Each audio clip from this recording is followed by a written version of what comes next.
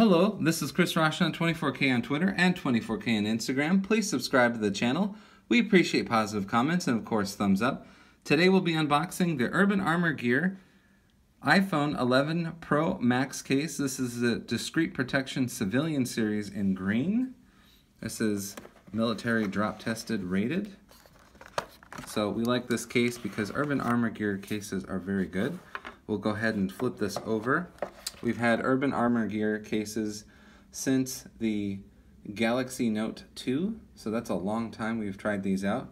This is the green version. As you can see, the drop protection is here, so when you set the iPhone down or drop it, it will distribute the shock wave through this pattern. This is a rubberized inside as well, and you have the drop protection corners as well as the button covers for volume and for power, and also a raised lip around the area for your camera array.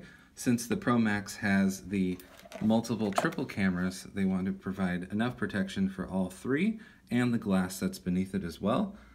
And you can see the drop protection extends all the way around the inside and the corners, and you have full access to all of your ports on the bottom. This is the Civilian Series Discreet Protection in green from Urban Armor Gear. This is Chris Rosh, 24K on Twitter and Instagram.